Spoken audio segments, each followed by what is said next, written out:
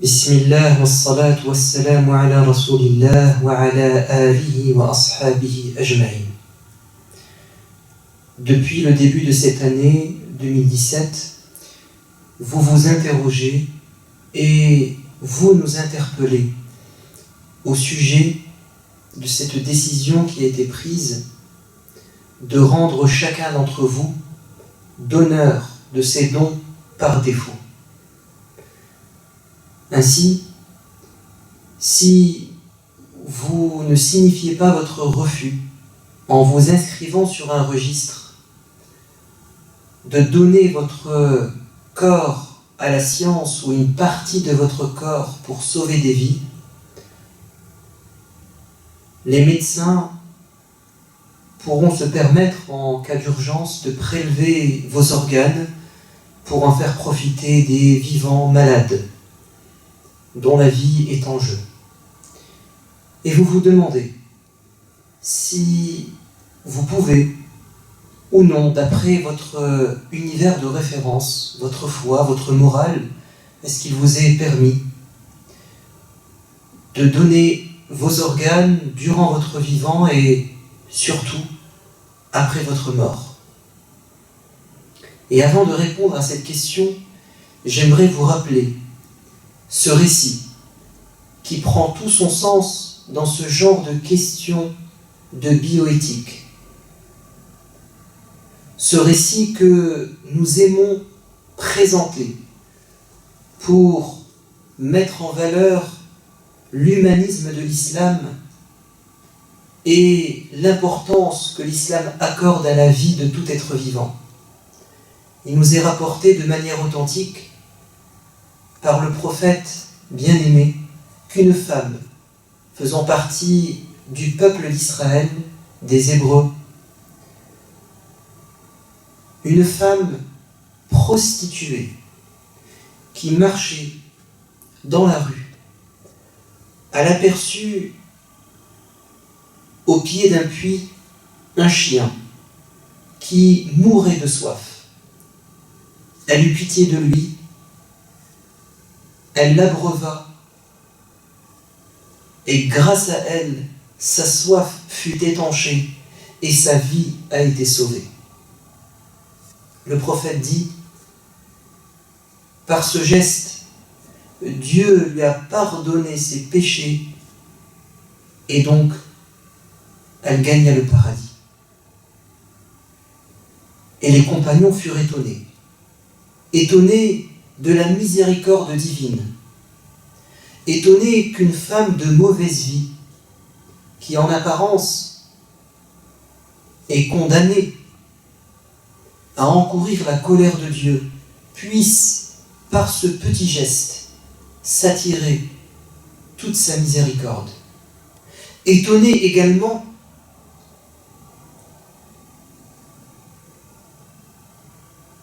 que l'animal a tant d'importance aux yeux de Dieu. Et ils dirent, ô messager de Dieu, sommes-nous rétribués pour nos bonnes actions envers les animaux? Et il répondit, vous serez récompensés pour avoir fait du bien à tout être vivant, car la vie est sacrée. Imaginez-vous que ce chien ne soit pas en manque d'eau, mais qu'il manque de sang. Pensez-vous que lui donner du sang à ce moment soit une œuvre de bien agréée par Dieu? Bien évidemment, car l'objectif est le même et le moyen est légitime, car en donnant de son sang, on donne une partie de soi qui se renouvelle. On ne se prive pas d'une chose vitale. Par contre, on sauve une vie. Que pensez-vous d'un enfant qui manque de sang? Un enfant qui a besoin d'un organe dont nous pouvons nous passer. ou un organe qui ne nous sera plus utile puisque nous sommes voués à nous décomposer dans la terre. Un organe qui pourrait sauver la vie de cet être vivant. Imaginez-vous cette situation. Pourquoi refuser de faire ce bien? Au contraire, tout devrait nous pousser à faire ce bien. Parce que sauver la vie d'une gens est une obligation qui pèse sur l'ensemble des individus d'une société. N'est-il pas dit dans le Coran « وَمَنْ أَحْيَاهَا فَكَأَنَّمَا أَحْيَا النَّاسَ جَمِيعًا » Celui qui sauve une vie, c'est comme s'il avait sauvé l'humanité en entier. Ce n'est pas simplement une œuvre de bien banale, c'est une œuvre de bien des plus méritoires. C'est une œuvre de bien qui peut nous apporter beaucoup de bonnes actions, même après notre disparition. Souvenez-vous de cette parole prophétique. Les œuvres du fils d'Adam s'arrêtent au moment de sa mort, sauf dans 3 cas. S'il laisse une aumône, un bien, un don qui est durable, qui dure après sa mort, qui sera profitable aux gens, ou s'il laisse une science qui sera utile aux gens, ou s'il laisse après lui un enfant vertueux qui lui fera des invocations. En donnant son organe, nous allons faire du bien à une personne, et cette personne vivra grâce à nous, grâce à notre don, après notre mort. Et donc, tant qu'il sera vivant, nous aurons une récompense. Si nous donnons notre organe à la science, et que grâce aux expérimentations sur cet organe, on découvre un médicament, on sauve des vies, alors c'est une science utile qui profitera aux gens et à nous-mêmes après notre mort. Et si grâce à cet organe, nous sauvons la vie d'un enfant, et qu'il pense à nous, et qu'il invoque Dieu pour nous remercier, alors ça sera pour nous que du bien. C'est l'une des œuvres qui peut nous apporter énormément de bonnes actions après notre mort.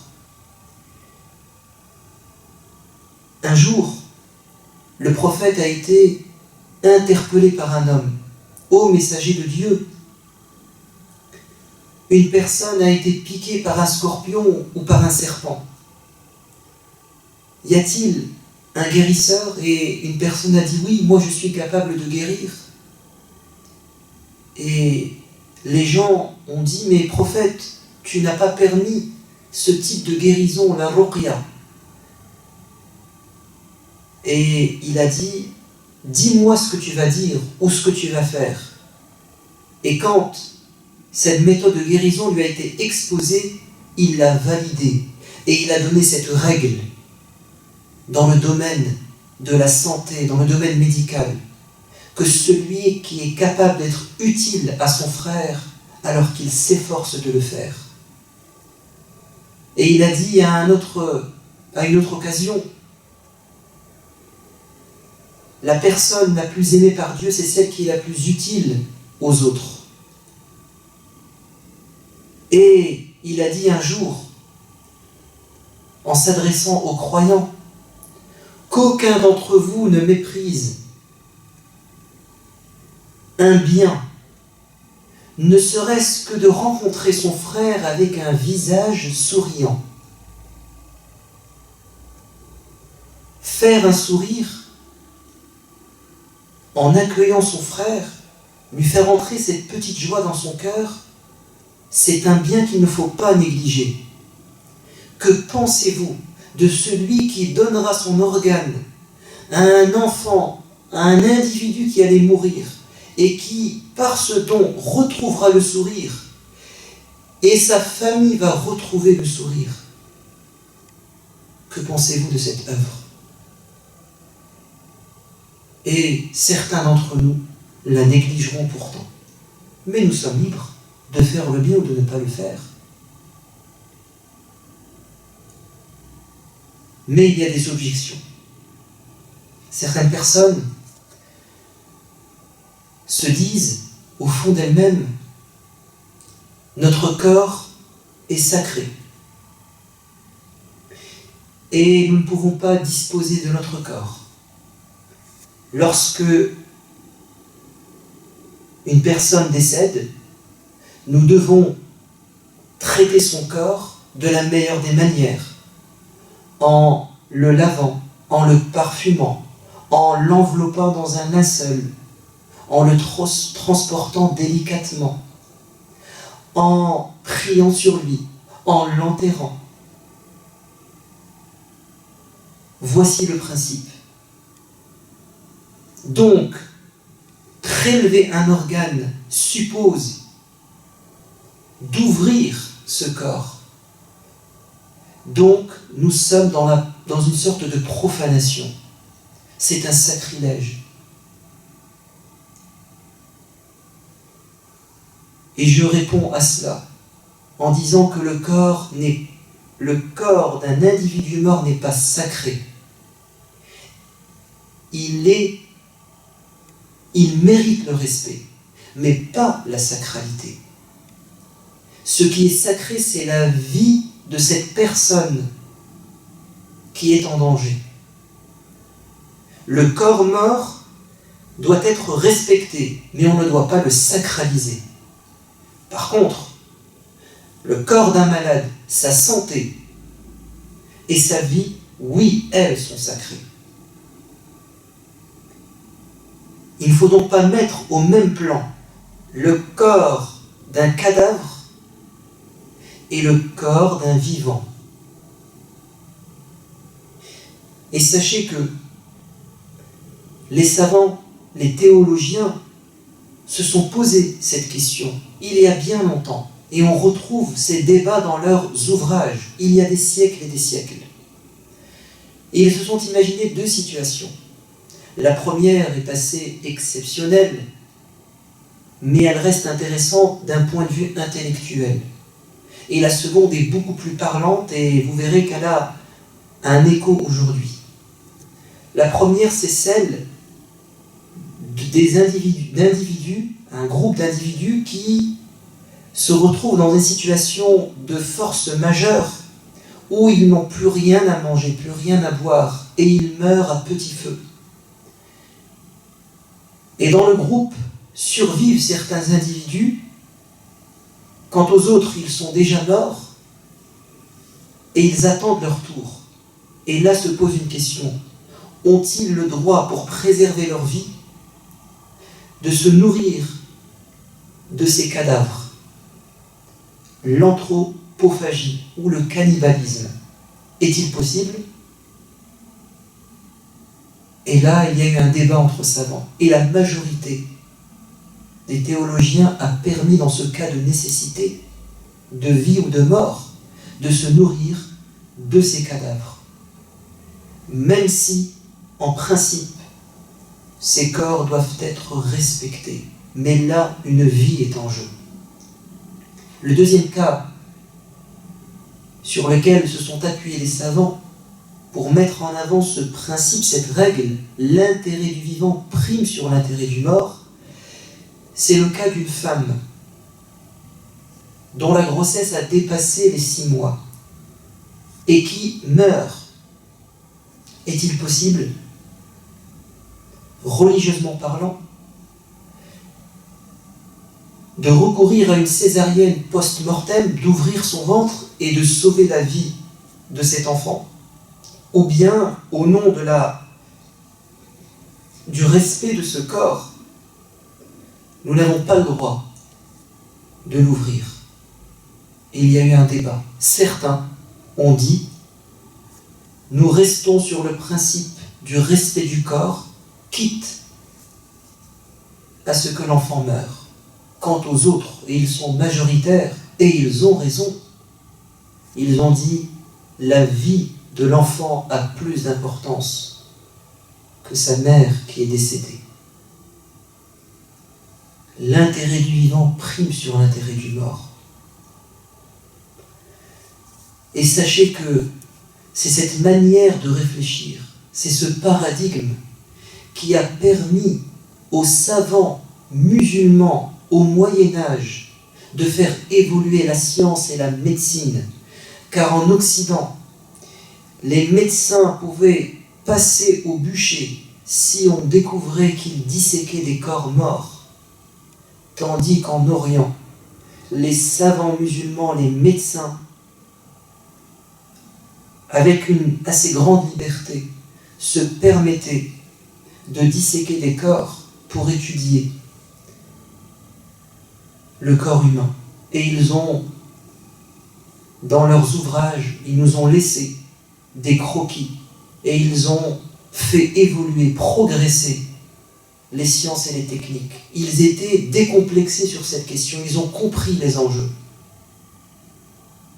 L'intérêt du vivant prime sur l'intérêt du mort. Oui, imaginez-vous qu'une personne décède dans des conditions dramatiques. Il y a eu un meurtre, on soupçonne que la cause du décès soit une cause criminelle. Est-ce qu'on va interdire aux médecins légistes d'ausculter ce corps pour découvrir les raisons de son décès? Il y a des intérêts supérieurs. Il y a une affaire criminelle en cours. Donc nous allons transgresser ce principe de respect du corps parce qu'il y a des enjeux pour les vivants. Et ce sont les vivants qui ont le dernier mot.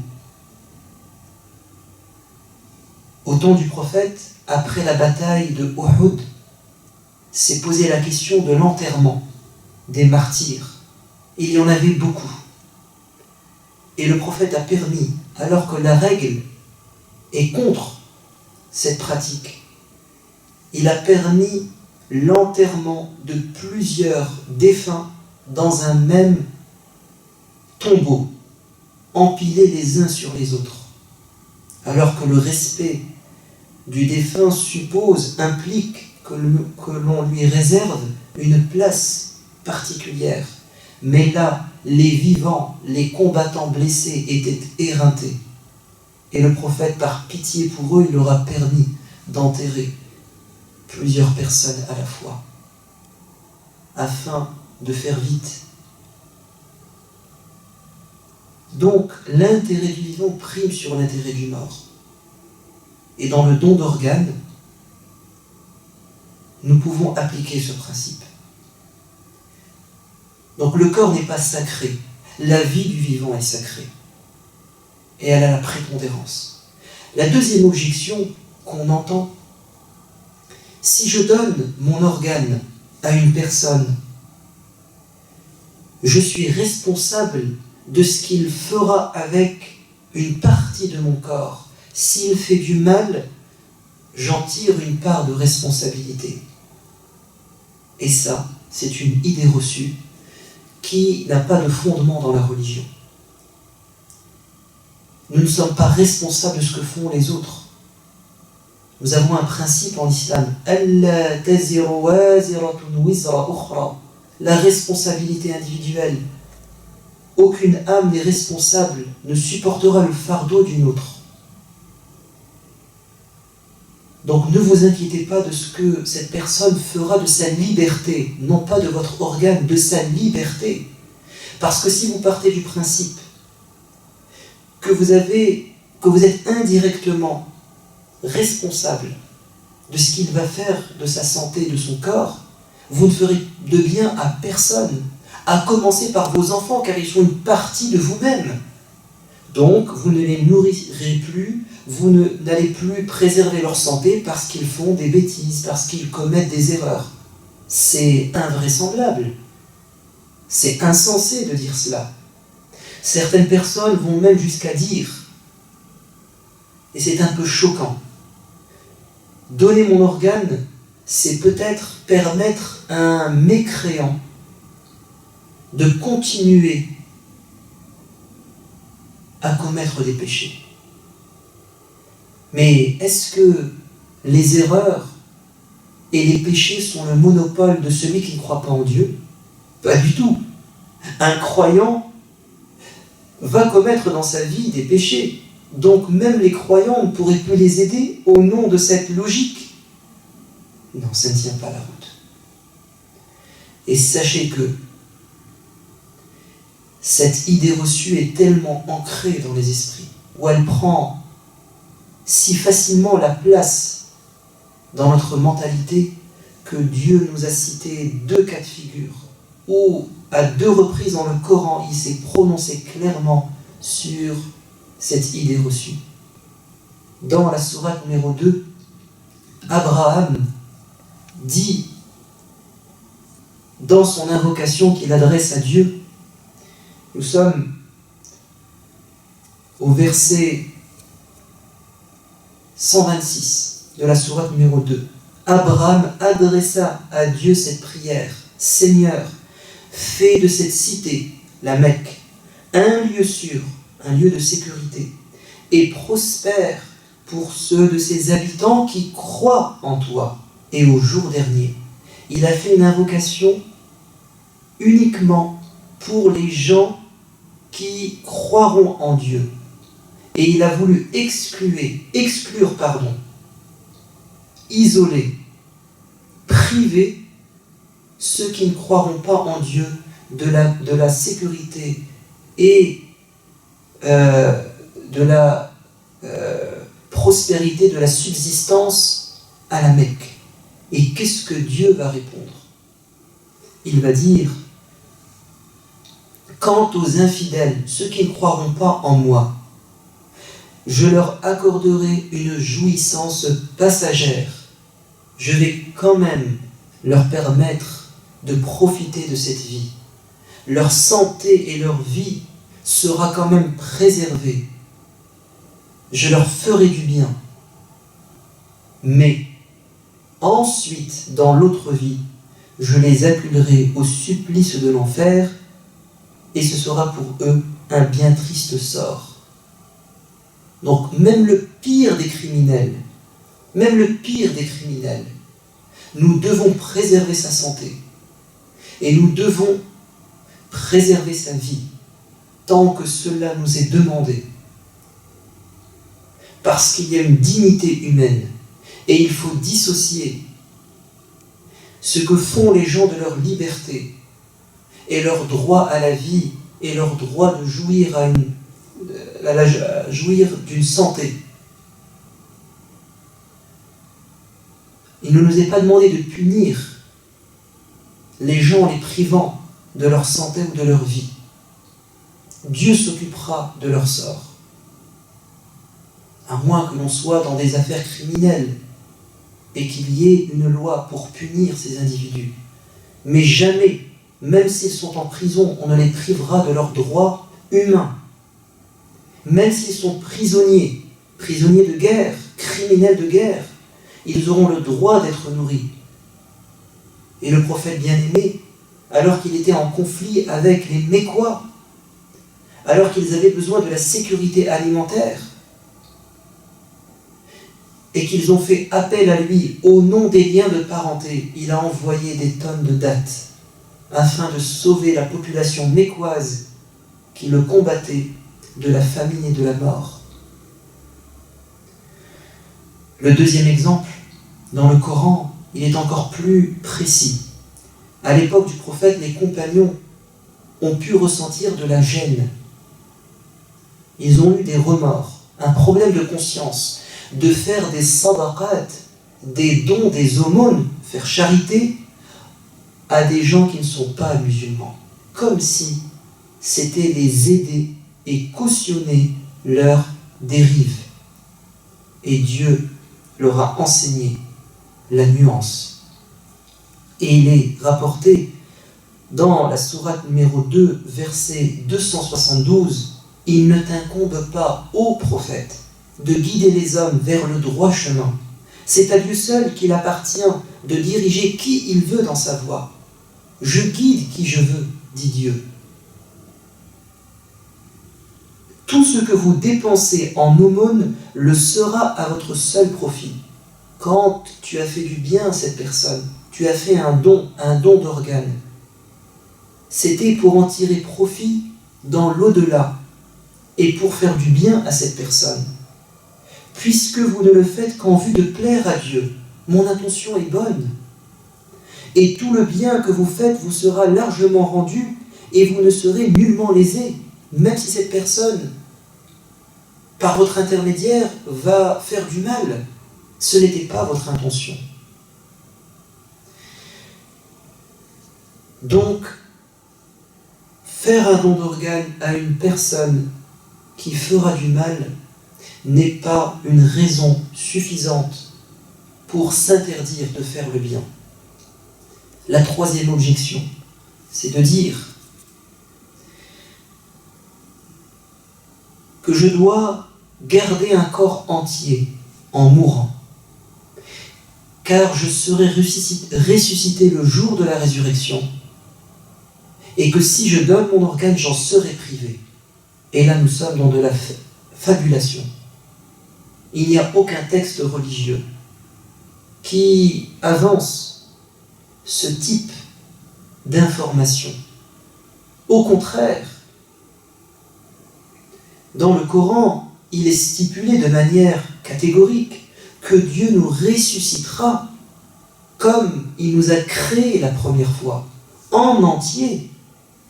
Et dites-moi, cet organe, si vous le conservez et vous êtes enterré avec, pensez-vous qu'il restera en entier? Mais vous savez que votre organe va se décomposer. Donc ça n'a aucun sens de penser cela. Autant faire profiter un vivant. Il n'y a qu'une exception. Ce sont les martyrs et les prophètes. Et les martyrs, ce sont ceux qui sont morts au combat pour une noble cause. Et eux, leur corps est préservé. Il ne se décompose pas, c'est notre croyance. Et eux seront ressuscités avec le corps blessé avec lequel ils sont morts. Et leurs plaies seront ouvertes et elles saigneront. Et ça sera pour eux un honneur. Mais nous, notre corps va disparaître. Il va entrer en putréfaction. Et Dieu est capable, évidemment, de nous rendre nos organes. Dieu nous dit dans une sourate, ils sont dans le doute d'une création nouvelle, une nouvelle création, à partir de rien ou presque rien. Donc, il n'y a pas d'objection qui tienne la route, à mon sens, dans la religion pour interdire de manière catégorique et par principe le don d'organes. S'il est permis, donc par principe, il y a quand même des conditions à respecter. Car ce n'est pas une chose sans conséquence. Il y a des risques. Pour qui? Tout d'abord, la première condition, c'est que l'on soit dans un cas de nécessité, d'urgence absolue. Cette personne malade, cette personne qui va décéder, qui a besoin d'une greffe, d'une transplantation, il ne faut pas qu'il y ait un autre remède. Il faut que ce don d'organes soit nécessaire, que ce soit le seul moyen. Si nous pouvons profiter d'organes d'animaux, nous privilégierons ce type de transplantation, car le corps d'un être humain a plus de considération que le corps d'un animal. Donc, la greffe d'un organe, d'une partie du corps de l'animal est possible dans un cas de nécessité si nous devons choisir entre l'humain et l'animal. Par exemple, une greffe de rétine de porc. Et là, j'entends déjà les offuscations de certains qui diront « Comment est-ce possible ?» Oui, c'est possible.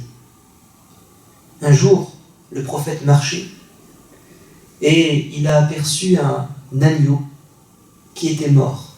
Et il a dit aux gens « Profitez de cet agneau ». Ils ont dit « Mais la bête morte nous est interdite. Elle est morte de mort naturelle ou par maladie. Elle n'a pas été abattue de manière rituelle. Nous ne pouvons pas profiter de cet animal. » Et le prophète va donner la règle. Ce qui vous a été interdit, c'est la consommation de la viande. Mais profitez du reste. Et cela concerne toutes les bêtes mortes, sans distinction, y compris le porc. Ce qui est interdit, c'est d'en manger. Mais profitez de ses organes, de sa peau après tannage, après nettoyage, de ses poils, des cornes, tout ça c'est possible. Un cas de nécessité absolue, le seul moyen pour sauver la vie est de prélever un organe. Voilà la première condition. La deuxième condition, alors quand on dit nécessité, évidemment, cela signifie que nous ne sommes pas dans de la chirurgie esthétique, qu'on ne va pas greffer un organe pour des raisons esthétiques. Et là, en islam, il ne sera pas permis, ce n'est pas une raison suffisante pour transgresser le respect du corps, du vivant ou du mort. La deuxième condition, c'est que ça ne se fasse sans argent, sans contrepartie, car il y a un risque de tomber dans le commerce, de commercialiser le corps de l'être humain, et cela est contre sa dignité. L'autre condition,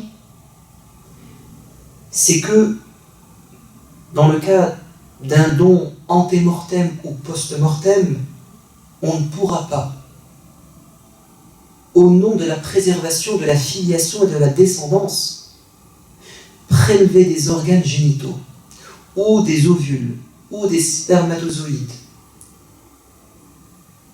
Ou alors,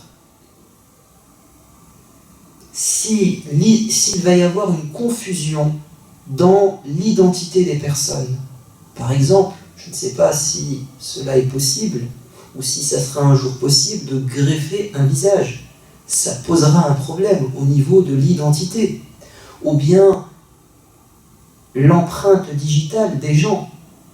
À partir du moment où nous sommes dans des conséquences néfastes, notamment en l'occurrence sur le plan de l'hérédité ou de l'identité, il y a une limite à ne pas franchir.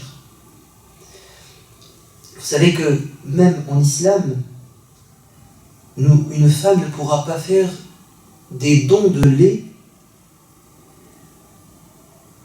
vers, disons, un organisme ou une banque de lait, parce qu'en islam, l'allaitement crée un lien de parenté.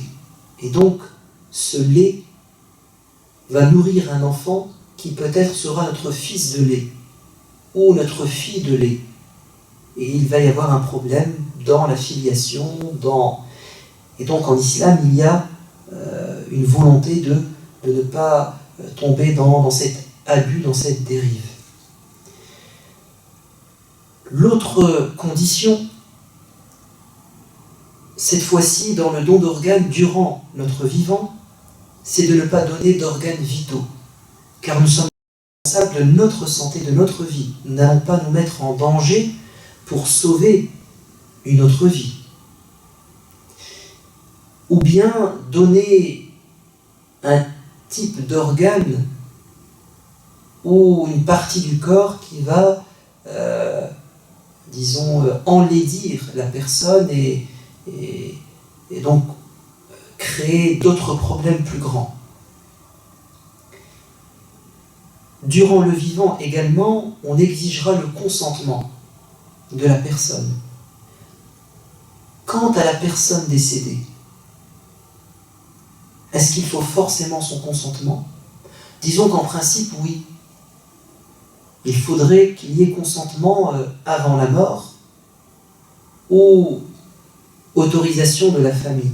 Mais dans le cas où il n'y a pas de refus de la part de cette personne ou de refus de la part de la famille, on peut outrepasser cette liberté dite individuelle parce qu'il y a des intérêts supérieurs. L'autre condition, mais cette fois-ci dans le don d'organes après la mort, c'est qu'on s'assure évidemment que ce corps est bien mort. Et donc la question de la mort se pose. Il ne faut pas que ce don d'organes précipite la mort. Il faut qu'il y ait une mort au moins encéphalique, que le cerveau soit considéré comme étant mort, qu'il n'y ait plus d'espoir de retour à la vie. Le don d'organes est donc... Alors c'est une question qui fait encore un petit peu débat entre les théologiens, mais disons que la plupart des grands conseils de savants, de théologiens au niveau mondial se sont prononcés sur ces questions et pour l'ensemble ou pour la majorité d'entre eux, ils les ont permis le don d'organes durant le vivant et à plus forte raison après la mort avec certaines conditions. Et je vais vous dire quelque chose, je pense que si nous avions un enfant, l'un de nos enfants, l'un des membres de notre famille qui nous est cher,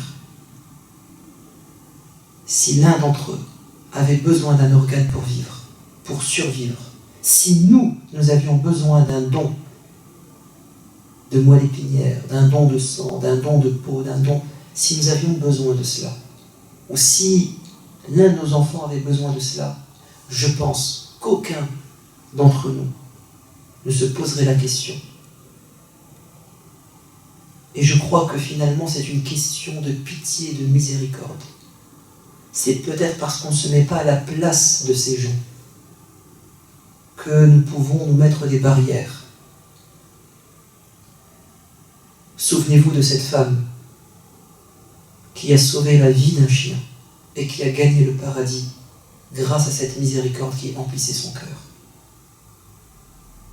Que Dieu nous aide à bien comprendre notre religion, qu'il nous aide à ouvrir notre cœur et à être sensible au sort des malades, des plus démunis,